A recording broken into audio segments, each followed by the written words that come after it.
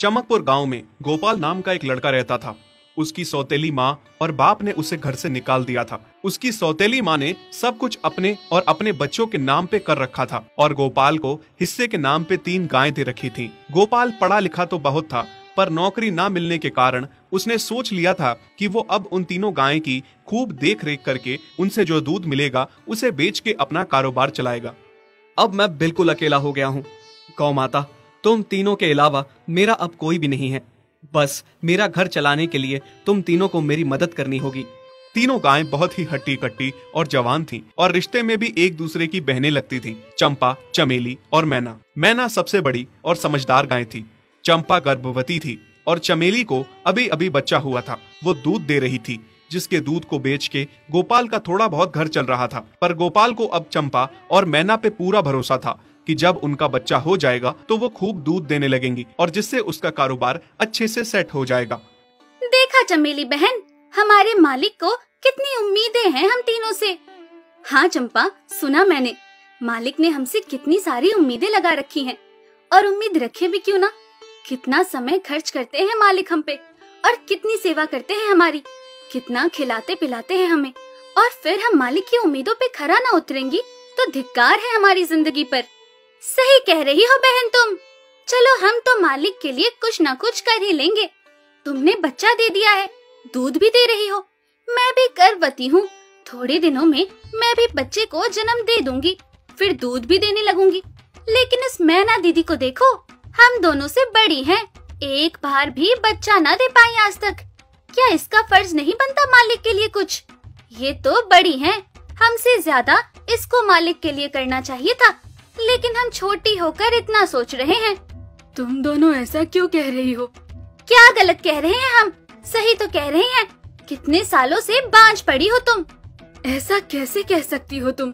बच्चा देना ना देना मेरे हाथ में थोड़े ना है। मैं भी तो माँ बनना चाहती हूँ ना। मैं भी चाहती हूँ कि दूध दूँ और मालिक को मेरे दूध से कुछ फायदा हो। अरे तुम क्या बच्चा दोगी जो इतने सालों से नहीं दे पाई? तुम ये ख्वाब लेना बंद करो कि तुम बच्चा दोगी और तुम्हारे दूध से मालिक को कोई फायदा होगा।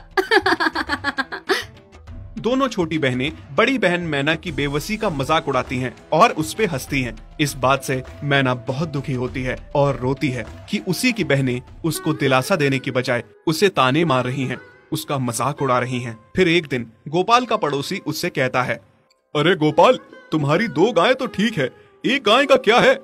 उससे तुम्हें कोई फायदा नहीं है, बेच क्यों नहीं देते उसे? अरे नहीं नहीं भाई साहब, बेचना क्यों उसे? अभी बच्चा नहीं दे रही तो क्या पता कल वो बच्चा दे दे। कोई भी काम जल्दबाजी में नहीं करना चाहिए। अरे नहीं गोपाल, मेरे कहने का ये मतलब था कि तुम्हें अपना कारोबार जल्द खड़ा करने की जरूरत है, क्योंकि तुम्हारे घर वालों ने तुम्हारे साथ जो कुछ भी किया वो बहुत गलत था। अब तुम्हें जो भी करना है अकेले ही करना है।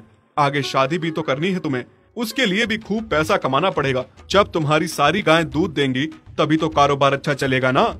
हाँ, बात तो तुम सही कह रहे हो भाई। मेरी मानो तो तुम अपनी गायों को क्रॉस करवा के देख लो, शायद उससे बच्चा हो जाए।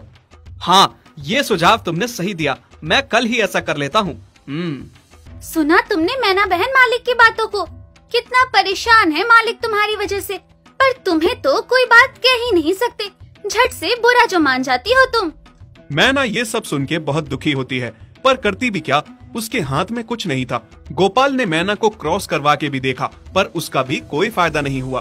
गोपाल, जो सुझाव मैंने तुम्हें दिया था, क्या वो तुमने आजमाया? हाँ भाई, वो भी करके देख लिया, पर उसका भी कोई असर ना हुआ। ये गाय किसी काम की नहीं है गोपाल, मेरी मानो तो इसे बेच दो।